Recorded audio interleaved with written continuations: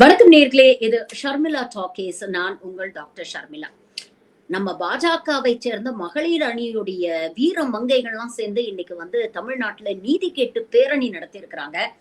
ஒரே comedy of எரர்ஸா இருந்தது அப்படின்னு சொல்லணும். ஆரம்பமே பாத்தீங்கன்னா ரொம்ப அமர்க்களமா அப்படியே கண்ணகியுடைய கெட்டப்ல ஒரு பெண் பயங்கர வீர வசனம் எல்லாம் பேசினாங்க. கையில சிலம்போட எல்லாம் குஷ்பு அப்படியே ரொம்ப உணர்ச்சி வசப்பட்டு பேசி இந்த பேரணியை துவக்கி வச்சாங்க. அதுக்கப்புறம் பாத்தீங்கன்னா இன்னொரு பக்கம் பெண்கள்லாம் சேர்ந்து அம்மி கல்லோரெல்லாம் வச்சுக்கிட்டு மிளகாய அரைச்சுக்கிட்டு இருக்கிறாங்க அப்படிங்கறத நம்மளால பார்க்க முடிஞ்சது. பேரணி ஆரம்பிக்கிறதுக்குள்ள எல்லாரையும் பிடிச்சு உள்ள போட்டாங்க. இதுல வேடிக்கை என்ன அப்படின்னு பாத்தீங்கன்னா, அண்ணாமலை அடுத்த 5வது நிமிஷம் கதறிட்டே எக்ஸ் வலைதளத்துல ஒரு போஸ்ட் போடுறாரு. எல்லாரையும் கொண்டு போய் ஒரு கல்யாண மண்டபத்துல அடைச்சு வச்சுட்டாங்க. அந்த கல்யாண மண்டபத்துல இதுக்கு முன்னால ஆட்டு மந்தைய வச்சிருந்தாங்க. அந்த கல்யாண மண்டபத்துல இதுக்கு முன்னால ஆட்டு மந்தைய அடைச்சு வச்சிருந்தாங்க போல. எங்க பார்த்தாலும் ஒரே ஆட்டு புழுக்கையா இருக்கு. ஒரே பிரச்சனையா இருக்கு. இந்த நாத்தத்துக்கு நடுவுல எங்க பிஜேபி மகளிர்லாம் ரொம்ப அவஸ்தைப்படுறாங்க, கஷ்டப்படுறாங்க அப்படின்னு ரொம்ப உணர்ச்சி வசப்பட்டு ஒரு போஸ்ட் போட்டிருந்தாரு. அது கரெக்ட் தான். மாளிகையிலே வாழ்ந்த குஷ்புவுக்கு, ஏசிலேயே பிறந்து வளர்ந்த குஷ்புவுக்கு ஆட்டு புழுக்கையோட வாசனை எல்லாம் நாத்தமாத்தான் தெரியும் அப்படிங்கறதுல நமக்கு எந்த மாற்று கருத்தும் இல்ல வச்சுக்கோங்க. இந்த காமெடி எல்லாம் முடியறதுக்குள்ள சமூக வலைதளங்களை பாத்தீங்கன்னா பல வீடியோஸ் ரிலீஸ் ஆகுது. அதுல மிக முக்கியமான ஒரு வீடியோ, இந்த கண்ணகி கெட்டப் போட்டு ஒரு அம்மா பேசிச்சுன்னு நான் சொன்னேன்ல, அந்த சகோதரி பேரு உமா. அவங்க ஒரு நாட்டுப்புற கலைஞராம். இந்த உண்மையை இன்னைக்கு சமூக வலைதளங்களை நேட்டிசன்கள் வெளியிட்டு கிண்டல் பண்ணிட்டு இருக்கிறாங்க. அந்த அம்மாவை இந்த கும்பல் நல்லா சிரிக்காம நல்லா முறைச்சு பார்த்து போஸ்ட் கொடுங்க அப்படின்னு சொல்லி போட்டோ எடுக்கிறதும், அதுக்கப்புறம் ஒரு நிருபர் போய் நீங்க பாஜகவை சேர்ந்தவரா அப்படின்னு கேட்கும்போது, இல்லைங்க நான் நாட்டுப்புற கலைஞர், என் பேரு உமா அப்படின்னு சொல்றதும், ஒரு நாட்டுப்புற கலைஞராக அவங்க கொடுத்த பர்ஃபார்மன்ஸை உண்மையிலேயே நான் பாராட்டுறேன். ரொம்ப அருமையா கண்ணகி மாதிரி அவங்க நடிச்சு காமிச்சாங்க. ஆனா அந்த வீரம், அந்த ஆவேசம் எல்லாம் போலீஸ் கைது பண்ணோடனே எங்கேயோ மறைஞ்சு போயிடுச்சுங்க. பாவம் அந்த பொண்ணுக்கு தெரியல இவங்களுடைய அசிங்கம் முடிச்ச அரசியலுக்காக இன்னைக்கு அந்த பொண்ணை இவங்க கேலி பொருள் ஆக்கிட்டாங்க. அந்த பொண்ணை போலீஸ் அரெஸ்ட் பண்ணோன்னு அந்த பொண்ணு கண்ணீர் விட்டு அழுது, ஐயோ என்ன வெறும் நடிக்க மட்டும்தாங்க கூட்டிட்டு வந்தாங்க, போராட்டம் முடிஞ்சோன்னா பைசல் பண்ணிடுறோம், அதுக்கப்புறம் நீங்க உங்க வீட்டுக்கு போயிடலாம் அப்படின்னு சொன்னாங்க. இவங்களுடைய அல்ப அரசியலுக்காக இன்னைக்கு அந்த பெண் ஒரு கேலி பொருளா இருக்கு அப்படிங்கிறது உண்மையிலேயே ரொம்ப வருத்தப்பட வேண்டிய ஒரு விஷயம். இருந்தாலும் இந்த பேரணிக்கு குஷ்பு தலைமை தாங்கினாங்க இல்லையா, அதனால குஷ்பு அக்காவுடைய எஸ்டிடி வரலாறுலாம் நம்ம கொஞ்சம் திரும்பி பார்க்கணும். இவங்க கடந்த காலத்துல எப்படி பெண்களை எல்லாம் மதிச்சிருக்காங்க, பெண்களுக்காக இவங்க என்ன அப்படி ஆகச்சிறந்த பணியாற்றி இருக்கிறார்கள் அப்படிங்கறதெல்லாம் நம்ம தெரிஞ்சுக்க வேண்டாமா? சோ ஆரம்பத்துல இருந்து வருவோம். குஷ்பு அக்கா ஒரு சீசனல் பேர்ட். எந்த சீசன்ல எந்த கட்சி எந்த செல்வாக்கோட இருக்கோ அந்த கட்சியோட போய் இவங்க ஒட்டிக்குவாங்க அப்படிங்கறது நம்ம எல்லாருக்குமே தெரிஞ்ச விஷயம் தான். ஆரம்பத்துல திமுகவுல இருந்தாங்க, அப்புறம் திமுகவுடைய இவங்களுக்கு முட்டல் மோதல் ஏற்பட்டோம்னா அங்கிருந்து காங்கிரஸ்க்கு போனாங்க. அப்புறம் காங்கிரஸ்ல இருந்து முந்தா நாள் இரவு வரைக்கும் மோடியையும் அமித்ஷாவையும் கழுவி கழுவி ஊத்திட்டு இருந்தவங்க அடுத்த நாள் போய் பிஜேபியில சேர்ந்தோடனே மோடியும் அமித்ஷாவும் கடவுளுக்கு சமானம் அப்படின்னு பேச ஆரம்பிச்சாங்க. அந்த அளவுக்கு ஒரு டேர்ன் கோட்டா தான் பாலிடிக்ஸ்ல குஷ்புவை பாக்குறாங்க. சரி, இவங்க கடந்து வந்த அந்த பாதையில சில ருசிகர சம்பவங்களை நாம சொல்லணும். ஃபர்ஸ்ட் அண்ட் ஃபார்மோஸ்ட் இவங்க பாஜகவில் சேர்ந்த உடனே இவங்க முதலா யாரை எதிர்த்து போராட்டம் பண்ணாங்க தெரியுமா? விடுதலை சிறுத்தைகள் கட்சியின் தலைவர் டாக்டர் திருமாவளவன் அவர்களை எதிர்த்து. அதுக்கப்புறம் நீங்க பாத்தீங்கன்னா மைக்கேல் பட்டி லாவண்யாவுடைய வழக்கு.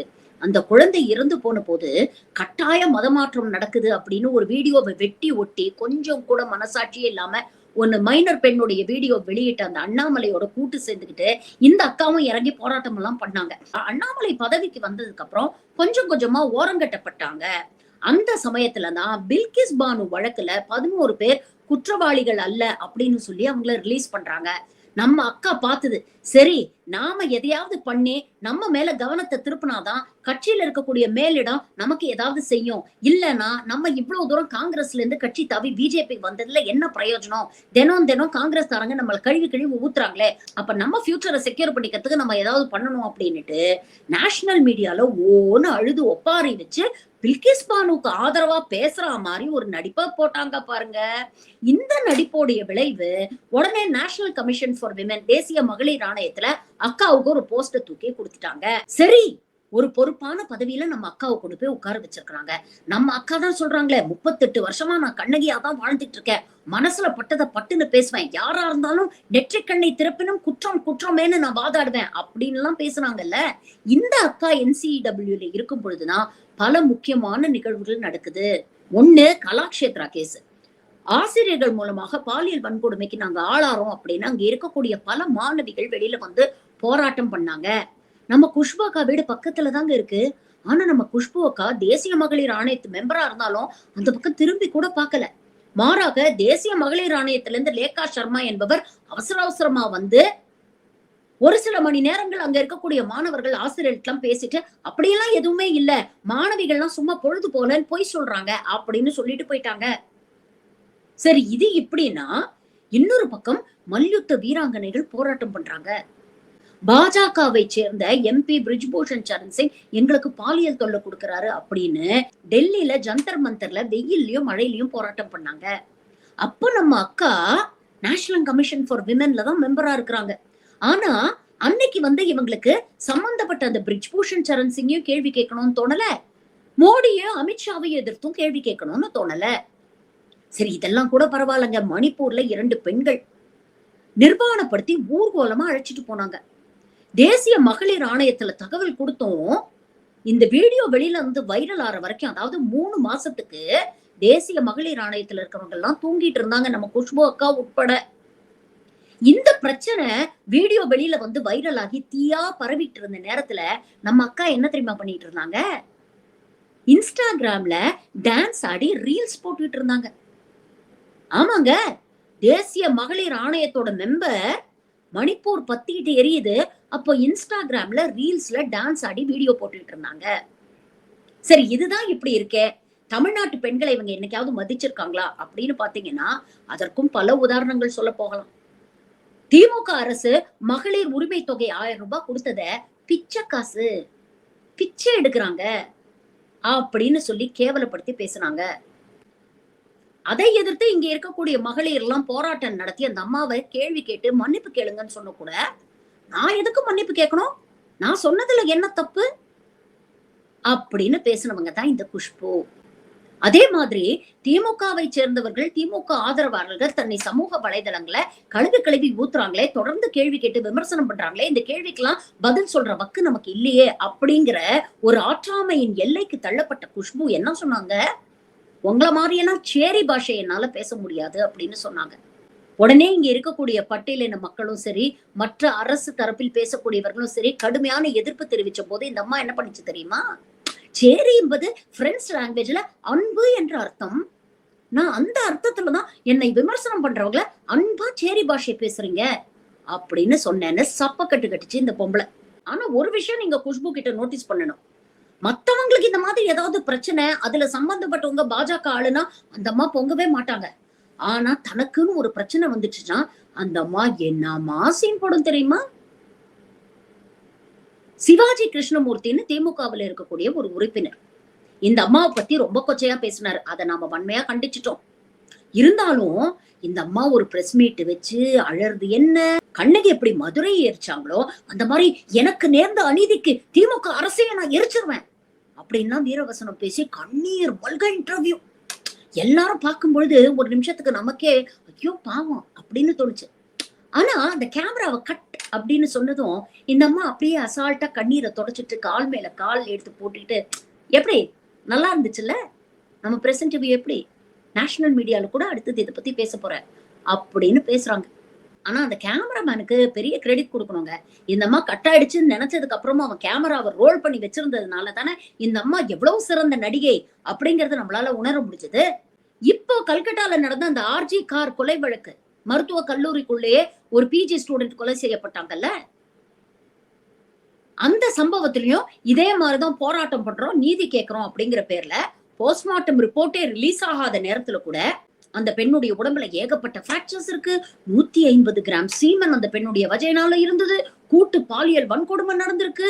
மம்தா பானர்ஜி அரசு இதெல்லாம் மறைச்சு நாடகம் ஆடுது அப்படின்னு அக்கா இங்க தமிழ்நாட்டுல பிரஸ் மீட் கொடுத்தாங்க. எப்ப அதிகாரப்பூர்வமான போஸ்ட்மார்ட்டம் ரிப்போர்ட் வெளியில வராத நேரத்திலேயே இவ்வளோ அவதூறுகளையும் இந்த அம்மா பேசிச்சு. கிட்டத்தட்ட இன்னைக்கும் அதே மாதிரி ஒரு விஷயத்தை தான் இவங்க பண்ணிட்டு இருக்காங்க. அண்ணா யூனிவர்சிட்டி சம்பவம் 23ஆம் தேதி நடக்குது. நேத்து 2ஆம் தேதி வரைக்கும் குஷ்பு வாயே திறக்கல.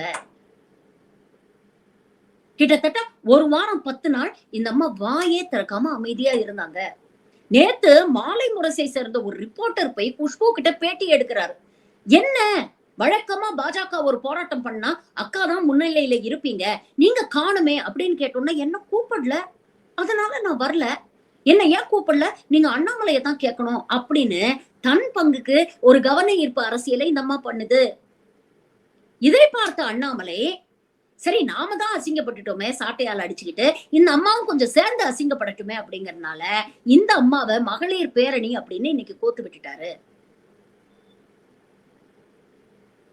ஆக மொத்தம் குஷ்புவை பொறுத்த வரைக்கும் 45 வருஷம் சினிமால இருந்துட்டாங்க. ஆனா அந்த சினிமால இருக்கக்கூடிய பெண்களுக்கு நடக்கக்கூடிய பாலியல் மற்றும் ஒர்க் பிளேஸ்ல நடக்கக்கூடிய ஹராஸ்மெண்ட்டை பத்தி ஒரு ஹேமா கமிட்டி ரிப்போர்ட் வந்தோடனே இந்த அம்மா அந்த பெண்களுக்கு ஆதரவாக வாயை திறந்து ஒரு விஷயமும் பேசல. மாறாக எனக்கு அப்படியும் எதுவும் நடக்கல, நாங்கெல்லாம் நல்லா தான் வந்தோம் அப்படின்னு சப்பக்கட்டு கட்டினாங்க. ஆக நீங்க செய்யக்கூடிய தொழில்ல இருக்கக்கூடிய பெண்களுக்கும் உங்களால எந்த உதவியும் செய்ய முடியல, அவங்களுக்கும் நீங்க நேர்மையா இல்ல. உங்க கட்சியிலே இருக்கக்கூடிய பெண்களுக்கு இது போன்ற சம்பவங்கள் நடந்தோம்னா கூட நீங்க வாயே திறக்கல. ஒரு காயத்ரி ரகுராம் ஆகட்டும், இல்ல ஒரு சசிகலா புஷ்பாவாகட்டும்,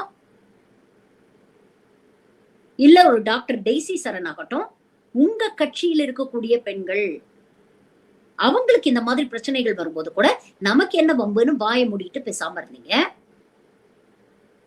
அப்படிப்பட்ட பாலியல் சீண்டல்களையும் வக்கரத்தை உமிழக்கூடிய அண்ணாமலையுடைய வார் ரூமை எதிர்த்து ஒரு கேள்வி கேட்க உங்களுக்கு துப்பு இல்ல. சரி, உங்க சமூகத்தை சார்ந்த பெண்களுக்காக நீங்க சப்போர்ட்டா பேசுறீங்களா அப்படின்னு பாத்தீங்கன்னா அதுவும் இல்ல. ஹிஜாப் போட்டா படிக்க வராத அப்படின்னு ஒரு பாசிச அரசு சொல்லுது, அதுக்கு சப்போர்ட்டா வெக்கமே இல்லாம அவங்க சொல்றத நியாயப்படுத்தி சப்பக்கட்டு கட்டுறீங்க. அப்ப உங்களால யாருக்கு தான், எந்த பெண்களுக்கு தான் பிரயோஜனம் சொல்லுங்க?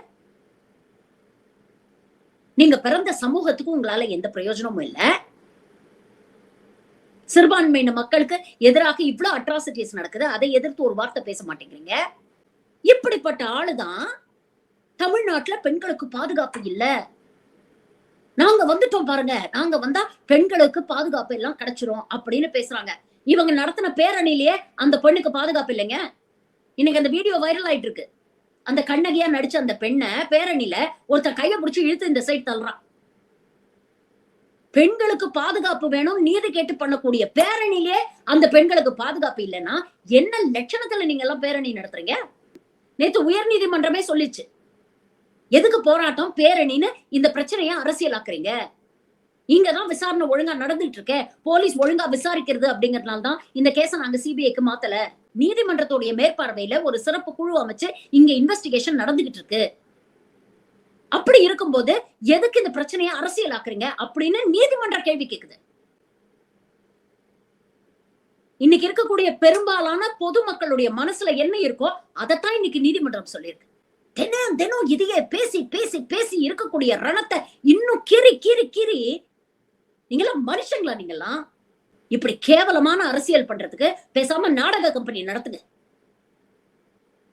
உங்க அரசியல் அந்த அளவுக்கு தான் இருக்கு.